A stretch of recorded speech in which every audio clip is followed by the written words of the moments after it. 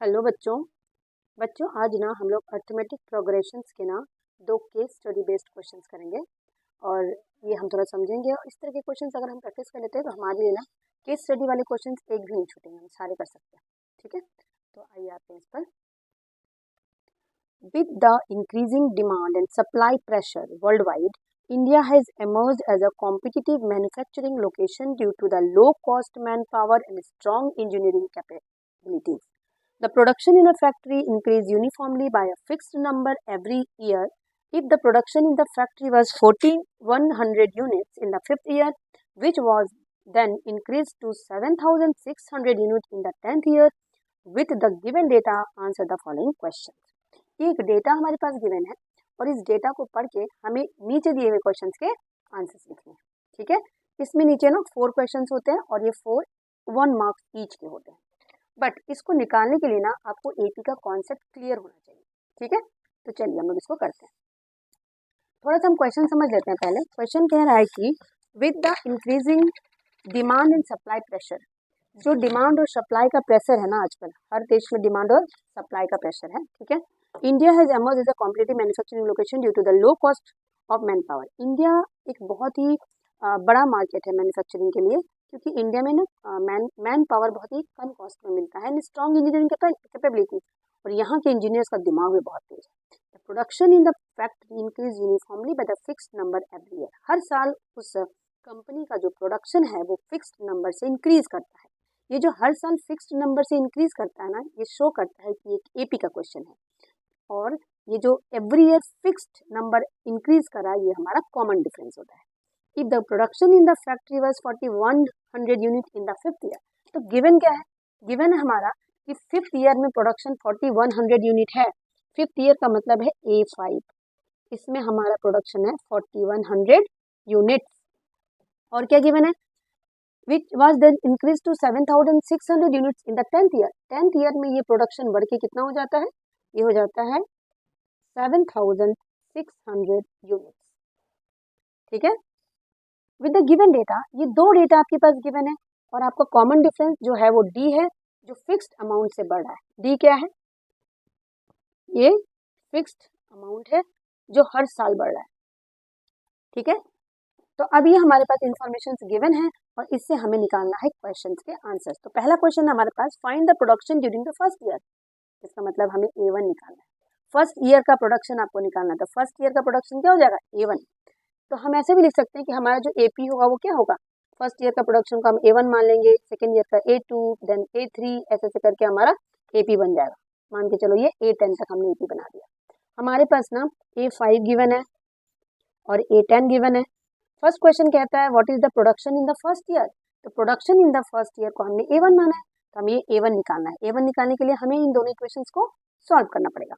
तो चलिए जरा हम ना A10 और A5 जो हमारे पास गिवन है उसको लेके चलते हैं। हमारे पास है A5 इज इक्वल्स टू 4100। हम A5 को खोल देते हैं क्योंकि हमें पता है ना AN का फॉर्मूला क्या होता है? A plus N minus 1 into D, यही होता है ना। इसी फॉर्मूला का यूज करके ये जो गिवन पार्ट है ना, इसको हम खोलेंगे। ठीक है, ठीक है, तो A5 को हम जब खोलेंगे तो क्या मिलेगा? A plus 5 minus 1 into D, और ये हो गया 4100। Then A plus 4D equal to 4100। ये हो गया हमारा इक्वेशन नंबर 1।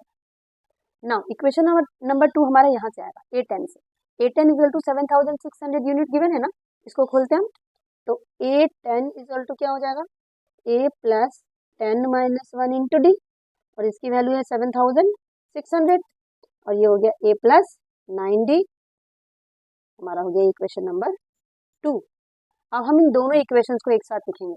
पहले हम बड़ा वाला इक्वेशन लिख देते हैं ताकि सब्ट्रैक्शन करने में हमें इजी हो। ठीक है, तो हम लिखेंगे फ्रॉम 1 and 2। पहले ना हम बड़े वाले को ऊपर लिख देते हैं, 7600 equal to A plus 9D, और नीचे 4100 is equal to A plus 4D। ठीक है, अब हम ना माइनस करते हैं क्योंकि देखिए आप ये ए दोनों में कट सकता है अगर हम माइनस करते हैं। तो ये एलिमिनेशन मेथड है। एलिमिनेशन मेथड में हमें एक वेरिएबल को एलिमिनेट करना होता है। तो ए और ए ये आप देख रहे हैं दोनों सेम है, अगर हम माइनस कर दें तो ये खत्म हो जाएगा, तो ये खत्म, ये हो गया 7600 माइनस दिस वन। आप इसको सॉल्व करेंगे तो ये आएगा 3500 इधर, और इधर 9 में से 4 गया तो 5 डी। So 3500 upon 5 equal to D, ये कटेगा 700। हमारी डी कितनी आ गई बच्चों? 700। So this is our common difference, यानी हर साल जो फिक्स्ड अमाउंट बढ़ रहा है ना वो 700 है। ठीक है, ठीक है, ये हमारा आ गया। लेकिन हमसे ये क्वेश्चन में क्या पूछ रहा है? क्वेश्चन में पूछ रहा है कि आपको फर्स्ट ईयर का प्रोडक्शन बताना है, यानी A1, तो हम डी की वैल्यू किसी भी एक इक्वेशन में डाल देंगे ना तो हमारा A1 मिल जाएगा। ठीक है, पुट डी इक्वल टू 700 इन 1, कोशिश करेंगे हम छोटे इक्वेशन में डालने की ताकि हमारा सोल्यूशन जल्दी निकले। ये देखिए इसमें, ठीक है, तो ये हो गया a प्लस 4 डी की जगह पे 700 is equals to 4100। So a plus 2800 equal to 4100। So a is equals to 4100 minus 2800, कितना आ जाएगा? इसको माइनस करके क्या आ जाएगा? 1300। कितना आ जाएगा? 1300। तो हमारा AP बन गया। AP कैसे बनेगा? फर्स्ट टर्म हमारा 1300 हो गया और सब में हम 700 ऐड करते चले जाएंगे तो हमारा AP तैयार हो जाएगा। ठीक है, तो हमारा फर्स्ट टर्म निकल गया। फर्स्ट टर्म हमारा क्या है? Find the production during the first year. First year का हमें प्रोडक्शन निकालना था, तो फर्स्ट ईयर का प्रोडक्शन हो गया 1300 यूनिट्स। अब देखिए option number C. Okay, now let us come to the next question. Find the difference in production during 9th year and 7th year. 9th year और 7th ईयर में जो production हुआ है ना उसका डिफरेंस निकालना है। क्या निकालना है? डिफरेंस। तो देखिए 9th ईयर मतलब A9 और 7th ईयर मतलब A7, यानी हमें A9 माइनस A7 ये निकालना है। ठीक है, हमें क्या निकालना है? A9 minus A7। तो चलिए A9 की वैल्यू क्या हो जाएगी? A plus 9 minus 1 into D, minus A7 क्या हो जाएगी? A प्लस 7 माइनस 1 इंटू डी। सो A plus 8D minus A plus 6D, यही होगा ना? देखिए A प्लस 8D, इसको ब्रैकेट को ना हम हटा देते हैं, ये हो गया A plus 8D minus A minus 6D। तो हम सॉल्व कर लेते हैं इसको, A और A cancels out. So 8D minus 2D, that is 8D minus 6D is 2D, and 2D हमारा कितना था बच्चों? D हमारा 700 है, तो बस हो गया 1400 यूनिट्स। ओके, कितना आसान था। हमें निकालना था A9 माइनस A7, तो A9 की वैल्यू हमने यहाँ डाली, A7 की यहाँ डाल दी, बीच में माइनस साइन इसलिए डाला क्योंकि ये माइनस है ना यहाँ पे, इसलिए। अब A प्लस डी ये हो गया, A प्लस 6D हो गया, आगे माइनस था, माइनस से मल्टीप्लाई हो गया तो साइन चेंज हो गया। अब A और A cancels out minus 6D is 2D, 2 into 700 is 1400 units. So let us check the answer, find the difference, answer B is 1400 units. Okay, now let us come to the next question, question number 3। आपको मैं question इसलिए दिखा रही हूँ क्योंकि ऐसे ही question आते हैं, थोड़ा सा आपको समझना पड़ता है। Find the general term representing the number of unit produced during a particular year. Find the general term. अब आपको ना जनरल टर्म निकालना है। क्या निकालना है? जनरल टर्म, यानी जनरल टर्म यानी AN निकालना है। ठीक है, representing number of units produce during a particular year. अगर आपके पास ईयर का नहीं पता कि कौन से ईयर है, बस आपको उसका जनरल टर्म निकालना है, यानी आपको AN निकालना है। जब भी क्वेश्चन में जनरल टर्म बोले ना तो उसका मतलब है AN। ठीक है, तो AN का फॉर्मूला क्या हो जाएगा बच्चों, मुझे बताओ? ये हो जाएगा A plus N minus 1 into D, यही होगा ना? AN is equals to, so A तो हमने निकाल रखा है ना, A हमारा कितना है? 1300, और N हमें नहीं पता है तो N को हम छोड़ देंगे, और D हमारे पास है ना 700। तो हो गया 1300 प्लस 7, एक बार इससे मल्टीप्लाई होगा, एक बार इससे मल्टीप्लाई होगा, तो 700 into N is 700 N minus 700। Okay, अब देखिए ये दोनों को लाइक टर्म्स है ना, ये बिना वेरिएबल वाले, इनको हम माइनस कर लेते हैं, प्लस 700 N। अब 1300 में से 700 माइनस हो गया तो आपका आ गया 600, है ना? 600 plus 700 N, this is our general term. बस आपको जितने टर्म्स निकालने हैं N की वैल्यू डालते जाइए, आपके टर्म्स आते जाएंगे। चेक करने के लिए हम ऐसा कर सकते हैं ना, पहले हम फर्स्ट टर्म निकाल के देखते हैं। N की वैल्यू 1 डाल दो तो यहाँ पे भी हो जाएगा 700 इंटू 1 इज 700, और 600 प्लस 700 1300। हमने A1 निकाला है ना 1300, देखो हमारा आ गया। तो फर्स्ट टर्म के लिए N की वैल्यू 1, सेकंड टर्म के लिए N की वैल्यू 2, और इस तरह से हम एक जनरल फॉर्मूला बना सकते हैं AN के लिए। ठीक है, तो चलिए इसका आंसर चेक करते हैं। आंसर इसमें नहीं गिवन है, कोई नहीं, हमने बना दिया। ठीक है, चलिए आते हैं फोर्थ क्वेश्चन पे। Calculate the total number of unit produce from 4th year to 10th year. इसमें ना आपको सारी यूनिट्स निकालने हैं, 4th ईयर से लेके 10th ईयर तक कितना कलेक्शन होगा उसकी वैल्यू निकालनी है, ठीक है, 4th year to 10th year, ठीक है। तो बच्चों इसके लिए ना आपको क्या करना है, सारी हमारे पास टोटल कितनी यूनिट्स हैं, हम मान के चलेंगे हमारे पास 10 तक यूनिट्स हैं, ठीक है। तो चलिए निकालते हैं इसका वैल्यू हम, ठीक है। तो देखिए calculate the total number of unit produce from 4th year to 10th year, यानी 4th ईयर से लेके 10th ईयर तक के सारे वैल्यूज आपको निकालने हैं, ठीक है। तो इसके लिए हम लोग एक बार एपी को चेक करते हैं, हमारा एपी क्या है, A1 A2 A3 ऐसे करके है ना हमारा एपी, ठीक है। तो देखिए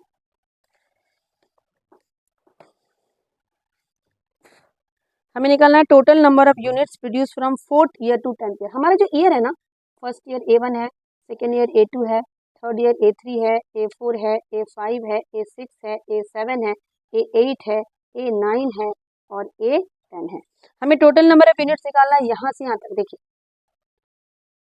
ठीक है, यानी हमें सम ऑफ यूनिट्स ये निकालना है, हमें A4 से लेके A10 का सम निकालना है। क्या निकालना है, सम। तो देखिए इसको हम कैसे बनाएंगे, इसको बनाने के लिए ना हम पहले पूरा सम निकाल लेते हैं, कहाँ से कहाँ तक का, यहाँ से यहाँ तक का पूरा सम निकाल लेंगे, और ये सम क्या बनेगा, S10 बनेगा ना, S10। और फिर हम क्या करेंगे, उसमें से ये जो फर्स्ट थ्री सम है ना, सम ऑफ फर्स्ट थ्री टर्म्स को माइनस कर देंगे, ये सम ऑफ फर्स्ट 10 टर्म्स है, उसमें हम सम ऑफ फर्स्ट थ्री टर्म्स को माइनस कर देंगे, तो हमारे पास जो बचेगा वो बनेगा A4 से लेके A10 तक का, यही बचेगा ना। तो बस यही चीज़ हमको यहाँ पे करना है, ठीक है। चलिए हमें निकालना है sum total number of unit from 4th year to A4 plus A5 plus A6 से लेके A10 तक का पूरा यूनिट निकालना है।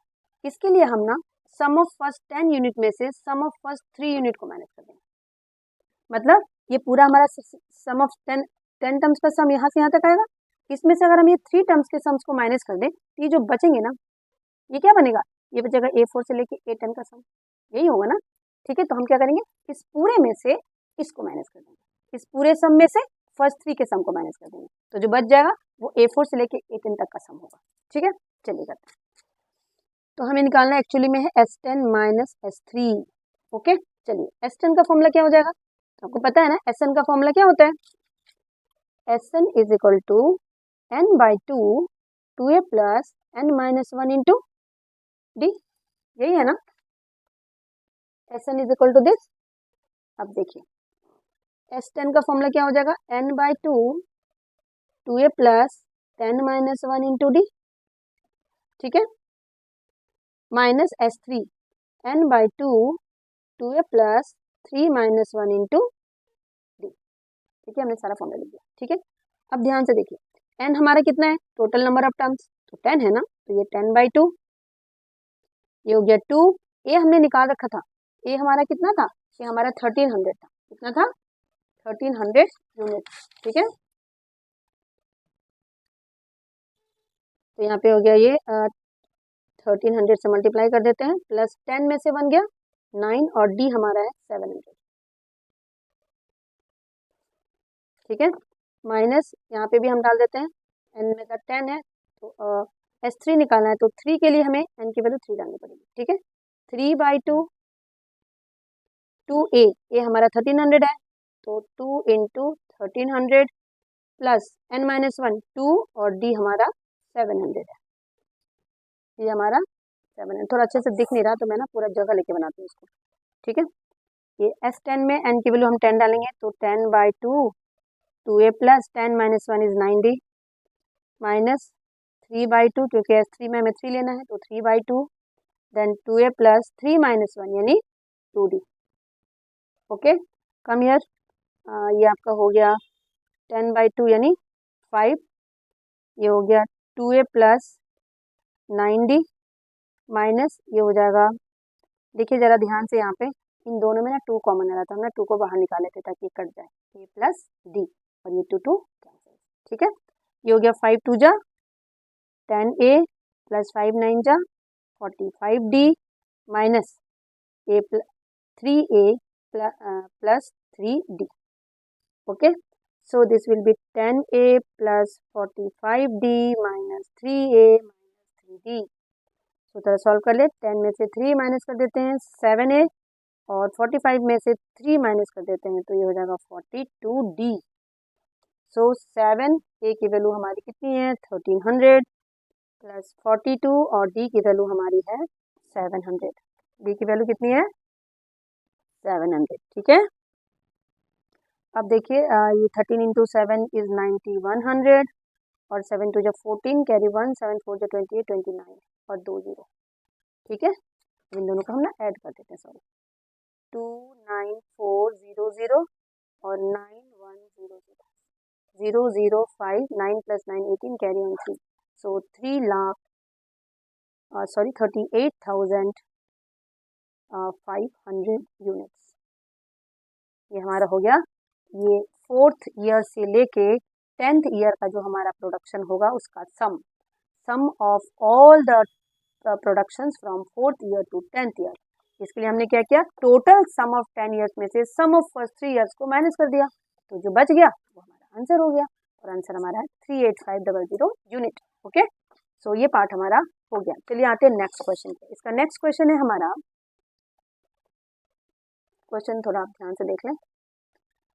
As we know, a tree or a plant need both soil and water along with sunlight to grow। जैसा कि हमें पता है कि ट्री को और प्लांट को दोनों को क्या चाहिए बेटा, दोनों का ना ग्रो करने के लिए सनलाइट चाहिए। क्या चाहिए, सनलाइट। ठीक है, it will have the necessary nourishment from both water and sun to make its leaves green and fruit to grow। अगर हम प्लांट में अच्छे से सनलाइट देंगे, वाटर देंगे, तो क्या होगा, उसको उसका नॉरिशमेंट मिलेगा और वो सही तरीके से ग्रो कर पाएगा। A group of people planted 20 trees at equal distance of 10 meter in a line।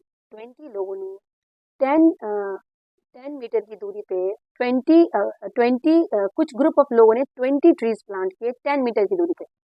समझिए थोड़ा सा क्वेश्चन को, कह रहे कि एक ग्रुप ऑफ पीपल यानी कुछ लोगों का ग्रुप है जिन्होंने क्या किया, 20 ट्रीज को प्लांट किया, 10 मीटर दूरी पे उन्होंने 20 ट्रीज लगाए। ठीक है, 10 मीटर की दूरी पे उन्होंने 20 ट्रीज लगाए। ठीक है, तो देखिए थोड़ा सा समझते हैं इसको।